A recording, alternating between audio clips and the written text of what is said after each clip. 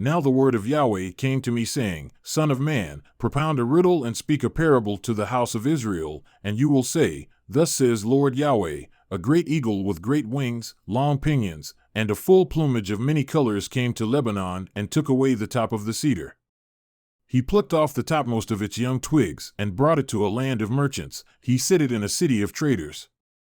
He also took some of the seed of the land and planted it in a field fit for seed.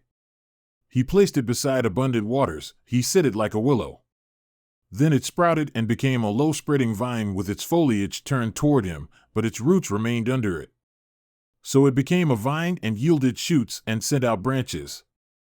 But there was another great eagle with great wings and much plumage, and behold, this vine bent its roots toward him and sent out its foliage toward him from the beds where it was planted, that he might water it. It was planted in a good field beside abundant waters, that it might yield branches and bear fruit and become a majestic vine. Say, Thus says Lord Yahweh, will it succeed? Will he not pull up its roots and cut off its fruit, so that it dries up, so that all its sprouting leaves dry up? And neither by great strength nor by many people can it be raised from its roots again. And behold, though it is planted, will it succeed? Will it not completely dry up as soon as the east wind strikes it, dry up on the beds where it sprouted? Moreover, the word of Yahweh came to me, saying, Say now to the rebellious house, Do you not know what these things mean? Say, Behold, the king of Babylon came to Jerusalem, took its king and princes, and brought them to him in Babylon. He took one of the royal seed and cut a covenant with him and brought him under oath. He also took away the dominant one of the land, that the kingdom might become lowly, not lifting itself up, but keeping his covenant that it might continue. But he rebelled against him by sending his messengers to Egypt that they might give him horses and many troops. Will he succeed? Will he who does such things escape? Can he indeed break the covenant and escape?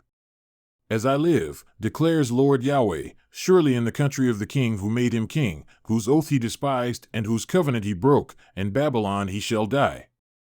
And Pharaoh with his mighty military force and great assembly will not help him in the war, when they cast up ramps and build siege walls to cut off many lives. Now he despised the oath by breaking the covenant, and behold, he pledged his allegiance, yet did all these things, he shall not escape. Therefore, thus says Lord Yahweh, as I live, surely my oath which he despised and my covenant which he broke, I will put on his head. I will spread my net over him, and he will be caught in my snare. Then I will bring him to Babylon, and enter into judgment with him there, regarding the unfaithful act which he has committed against me. All the choice men and all his troops will fall by the sword, and the remnant will be scattered to every wind, and you will know that I, Yahweh, have spoken. Thus says Lord Yahweh, I will also take a sprig from the lofty top of the cedar and set it out. I will pluck from the topmost of its young twigs a tender one, and I will plant it on an exalted and lofty mountain. On the high mountain of Israel I will plant it, that it may lift up boughs and yield fruit and become a majestic cedar.